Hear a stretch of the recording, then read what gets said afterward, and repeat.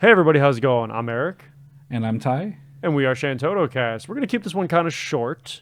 This is not a typical episode or educational video of ours. We're actually just here to talk about a fantastic new product that just got announced, and we're pretty hyped for it.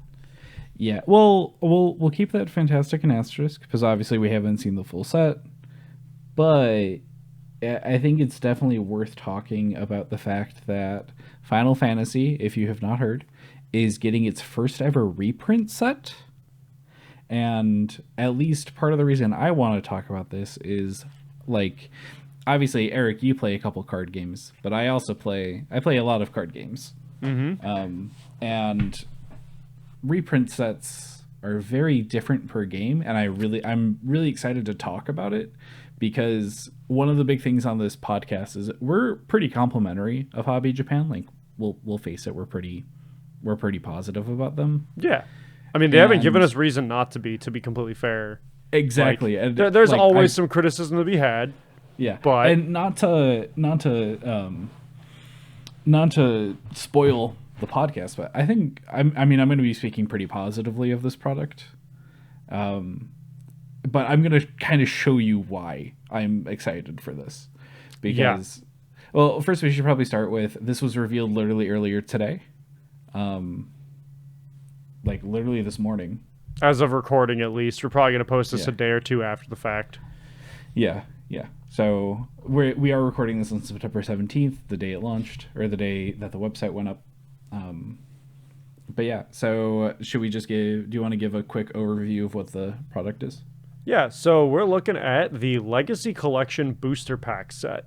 And this is in the past, we've had the anniversary kits, which have been a really good value for new players. You buy it, you get a pre-constructed deck in addition to just an absolute metric ton of cards that were all relevant to the meta in the past. But I think this game being out for 7 years now, and we're kind of past the threshold of easily reprinting every meta card. I think they're at a point where they're just like, you know what? Let's pick the biggest ones and just go wild. We're not going to give you full triplicate, but we're going to give you a product or a box or packs that give you a pretty good chance. And if you don't want to buy the sealed product, you can just go and buy the singles, because this is going to absolutely bottom out prices of a lot of these singles. And I think that's a fantastic thing. I think that's great. Yeah, it is. So my view just on reprints in general has always been pretty positive. I said this in our group chat, and I still stand behind it. Whatever product makes it easier for newer players to get meta staples is good in my book, and it's going to be a success in my book. Absolutely agree. I've been playing the Pokemon TCG a bit recently. I've been playing on the online clients, and I've had that kind of hankering of just like, well, how expensive would this deck be if I wanted to build it IRL, And something I quickly found out about the Pokemon TCG is that they do not skimp on reprints. Like, they reprint stuff all the time. They'll reprint it in higher rarities. They'll reprint it in lower rarities. There will be like collections that give you a play set and stuff like that. And I think that's generally been very good towards the game, because I mean, even me, who I try to like kind of pinch pennies when it comes to buying TCG stuff, sans our usual case purchase, like seeing the fact that all these cards are really cheap makes me want to get physical cards more, because it's just like, oh, if it's that easy, and if that's what this product is going to do, then like, hell yeah. Right? Like that. So yeah, my perspective on it, and that's the thing, is all about perspective, right? It's all relative. We both, came from Yu-Gi-Oh, and we both play you play more Magic than me, but I play an okay amount too with my coworkers. And we look at those games, and Yu-Gi-Oh is just atrocious, or was until only a few years ago. Don't worry, it cycled back around. Well, no, I don't mean the game. Like, the game is still pretty rough, but like in terms of reprints, no, that's what I mean. Oh, Well, because they had a couple of those really good reprint boxes where they gave you guaranteed copies of stuff, which was Yeah. about dang time, right? Outside of a structure deck, like people need these cards. Good that they got these staples. Ash Blossom. You could get a copy of Ash Blossom for like $4. That's awesome. That's great. That's where Yu-Gi-Oh needs to be, at least for card accessibility. Magic, they're reprinting stuff. Maybe they change the name, right? Because they rotate stuff out of standard, whatever. But they reprint things relatively enough. Not as much as people would like sometimes, but they got a really huge card pool to pick from. They can only reprint so much at a time, right? Exactly. And then I look at Weiss Schwartz, for example, where every set gets 2 print runs. They're back to back. If you don't get your stuff in that window, SOL, good luck. Too bad. We're already printing the next stuff. It's already gone. We can look at tons of other TCGs and how they do or don't reprint stuff. And those cards get kind of hard to get. I think it's part of the reason some TCGs die so quickly and easily is because accessibility is just out the window. The game may be good, but that doesn't mean squat if people can't play it. Final Fantasy early on was doing a lot of reprint stuff of individual sets, but that obviously became too much. So when they peeled back on that, they were like, all right, what do we do to make sure we keep getting these huge staple cards into people's hands? And this is just the next logical step for them. Yeah, because the first way that Hobby Japan really did it was with the first anniversary box, which, I mean, hell, that's a product that we could still recommend today. It's hard to get your hands on it, but it's definitely worth a purchase if you could get it. I mean, it still comes with a playset of Misty, Diabolos, or 2 Diabolos, 2 Shantotto. It still has a lot of really good value. And then obviously there's the second one, which is we've talked about it on the show a lot. We love it, right? So I saw some first, I guess, hesitation or signs of hesitation from our community when people are like, oh, they're putting it into a pack instead. I'm going to have to buy packs instead of just one single box. And in that way, to kind of circle back onto Yu-Gi-Oh, that was my point of contention at first too, because Yu-Gi-Oh, even though Yu-Gi-Oh is very eager to reprint cards, especially in those tins, they'll still put the cards that you need at high rarity slots. For example, the most recent tin, I think there's a tin coming out soon. I want to say it's called Dueling Mirror. 25th anniversary tin, Dueling Mirrors, that's it. Has reprints of a lot of really good cards that people really want. However, in that same slot, where you get those cards is also just a ton of other cards, including 2 tokens. So instead of getting, a $60-$70 card that you're looking for, you get a token. Yeah, that's kind of a slap in the face. Also, quick interjection. I looked up on just TCG Player alone. The anniversary boxes, both the 2022 and the 2024 ones. Yeah. 2022 anniversary kits are going for $35. Really? With shipping included. They get a little more expensive as you go up, but the most expensive one listed is $70. And there's plenty of them listed at time of recording. I'm seeing about 20 to 25 listings on the first page because some shops have multiples. For the other anniversary, oh my God, for the other anniversary kit, the 2024, there's one shop that has 60 of them in stock. Another shop down the list that has 10 of them in stock. And there's just individual and duplicate listings as you keep going down. They get a little more expensive, but these are being sold at pretty good prices still and in pretty good quantities. So they're still out there. Nice. Yeah. Yeah. And once again, if you're a new player and you're listening to this and you just want 2 veterans' opinions on this new thing, specifically, if you want to buy the anniversary stuff, go for it. It's a very good value, gives you tons of good cards. Agreed. But I'll give my full opinion on this, everything that we know about the set in a second. But to continue about Yu-Gi-Oh really quick. So I on YouTube Reels, I got someone kind of talking about them and kind of complaining about them, where like there are a lot of really expensive cards being reprinted, but the chances of getting one is like terrible.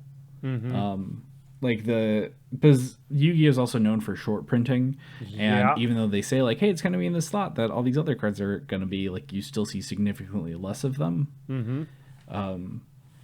However, to hop from Yu-Gi-Oh, and then you also mentioned Magic. Magic, in my opinion, does it in a good way where they'll release a product that they say that, hey, this is a reprint product, and you have things like Double Masters or Modern Horizon, or Modern Horizons isn't a reprint set, but you get things like Double Masters or a Modern Masters, and very interesting things like that, where it is good reprints, and it is like modern staples or Commander staples. The issue with that product is it's more expensive than the base product. A pack of Commander Masters, I believe, was like $6-7 when a normal pack was $4. And then Double Masters, I think it was, how much was a pack of Double Masters? Pack of Double Masters. A collector's master or a collector's booster of it was $100. Ugh. And a single booster pack on TCG Player right now is going for $30 unopened. Hard pass. If I remember correctly, Wizards of the Coast doesn't have MSRP, but if I remember correctly, the original MSRP was like $20. And that was for, let's see, 11, 13. That was for 15 cards. 15 card booster pack. Jeez. So now that so in my opinion, the Masters packs are good. The issue is the price. The price is too much. The Yu-Gi-Oh thing, in my opinion, is just bad all around because you have a low chance of getting the thing, and then also the tins are like $30. So let's go over to the Final Fantasy one. So it's going to be a 200 card set, all reprints. So there's going to be 5 cards per pack. 20 packs per display box. However, the big thing that I want to focus on, and this is the thing that's making me excited. According to early reports, it's going to be $3 MSRP for a pack. And that sounds amazing. USD, I should clarify. Yeah. That is really good. Because when I first heard that these packs were 5 cards, I was very skeptical, where I was just like, really? I was just like, really, we're doing that?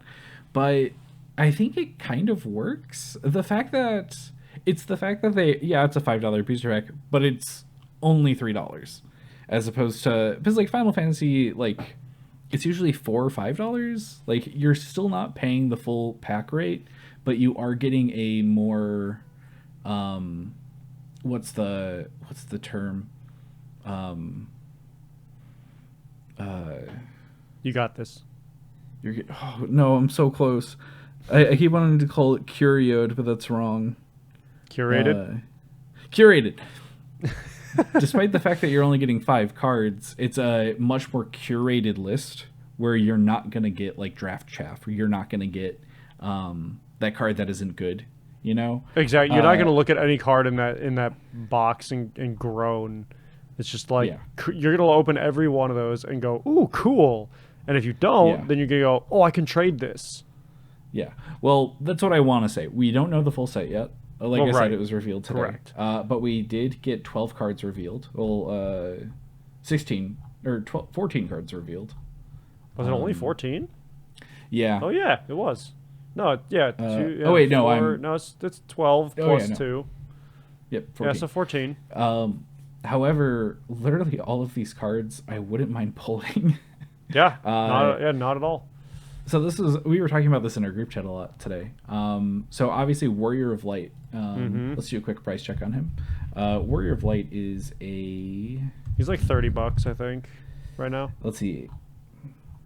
He's giving me Magic the Gathering stuff. It's because I'm searching under Magic the Gathering. Well, that'll do it. Let's go to Final Fantasy. Also, sorry if this is we're not doing scripted. This is a very off the cuff one that we wanted to do. But all right, Warrior Light. Let's see. He's sitting at $20 right now. Okay. Lowest is 23. That tracks. That's about where it Yeah. is. Gilgamesh FFBE is probably a little higher. Yeah, let's go to Gilgamesh FFBE. Gilg is sitting at 35. Yeah, there it is. And like those are like the two big ones, right? Yeah. Those are two that you're like, oh wow, that's expensive. Let's go over to Shinryu, Yuffie. actually. Shinryu. Yeah. Shinryu and Let's- Yuffie, yeah. So Shinryu is sitting at $18. Yeah, it's about where I expected. Yep. Yuffie is sitting at 20. We looked at earlier today. For list, yeah, I'm the seeing current 22. listings, yeah, it's 22-ish. Yeah. So those are specifically legends, right? Mhm. And there is a little bit of a drop off when you look at the H's. If we go to Madame Adele's under $1. Even the promo is under $1. Yep. Let's go to Graha. Graha's about $1, maybe. Graha's $2. I'm seeing. Okay. Let's go to Lightning. Why not? Lightning, The Dane has. The H Lightning is $1. yeah, because the promo also exists, so. Yes. Yeah, then Zidane's pretty cheap, like $6, $7. I think he's creeping back up. Yeah, you're right. $7. I'm seeing the lowest listings for just under $8. Mm-hmm. So my point is, out of the cards that we looked at here, let's say if I open up, we don't know the ratios of the packs yet. We don't know if it's going to be like, 2 commons, 1 uncommon, 1 hero, 1 legend, 1 foil, or whatever. Mm-hmm. But even then, just like looking at the 16 cards that we've seen, I think the lowest value one is like probably Narrow. One sec. I want to see if that Yuna is expensive. No, she's not. So No. No. That was a box topper. It's plentiful. Yeah.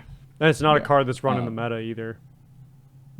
My point is, you're not guaranteed. If you open up a single pack, you're not guaranteed a Warrior of Light. You're not guaranteed a Zidane. You're not guaranteed a Bosch or a Sephiroth or any of these other $30 cards. Mm-hmm.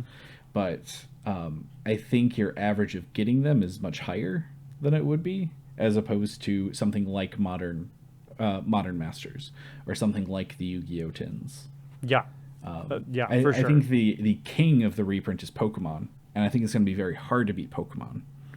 But I think this is a good start. My guess is that nobody's going to be disappointed about this but collectors. Yeah. And, like, you know what? That's a sacrifice I am very willing to make, because at the end of the day, the game's about players. Collectors are everywhere, and they're always going to exist, but we need players. Though we'll see about that. So another thing worth mentioning is it said that there is going to be 402 premium cards, 200 standard premium, which I'm assuming that just means foil, right? Yeah. And then 200 full art premium, which means that every single card in the set is going to come in full art. Mm-hmm.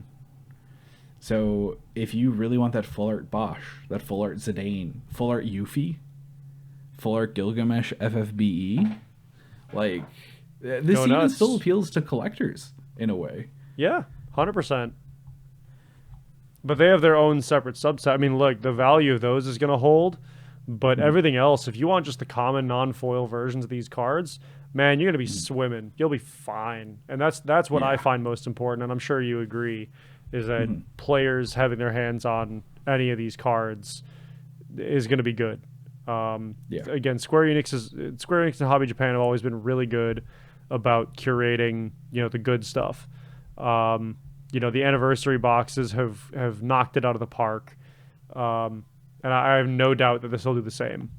Because reprinting those anniversary boxes over and over, it can get a little bit much, but with this, I think that just the amount of trades, this will incentivize trades a lot more, and it'll incentivize the secondhand market to, I wouldn't say, nobody's going to be making a boatload of money off of this, but it's definitely going to, make sure that people engage with each other, being like, hey, I need this. Well, hey, how convenient. I have this.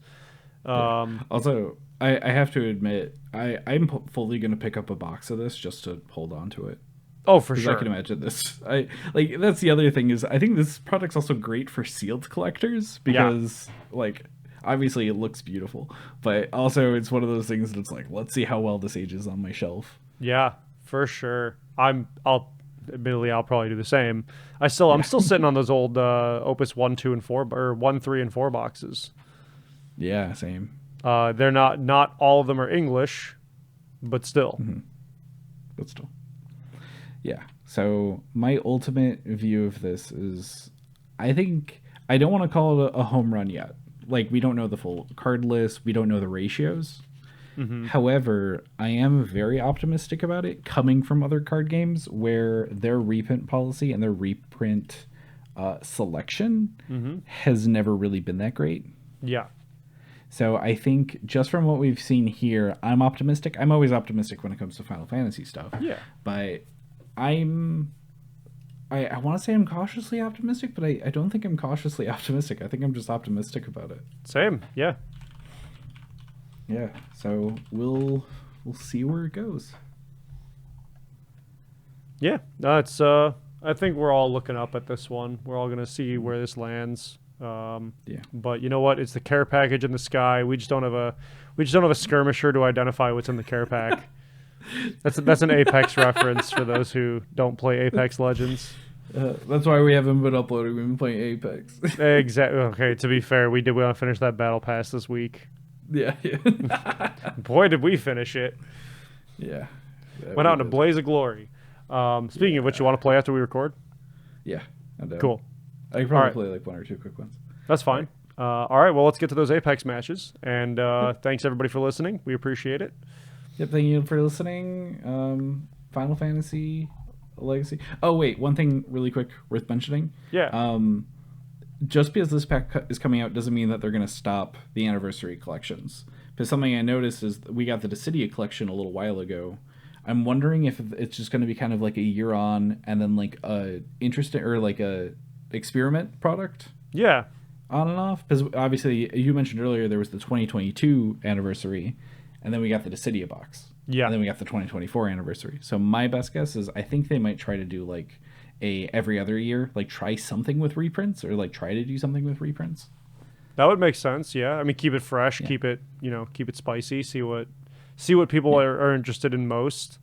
And especially if they make it a good gamble and they don't take the player's trust for granted, then, I think they'll be in a really good spot with that. Because, I mean, look, again, perspective, anything is better than the way Konami has handled it in the past. So just don't do that and you're fine.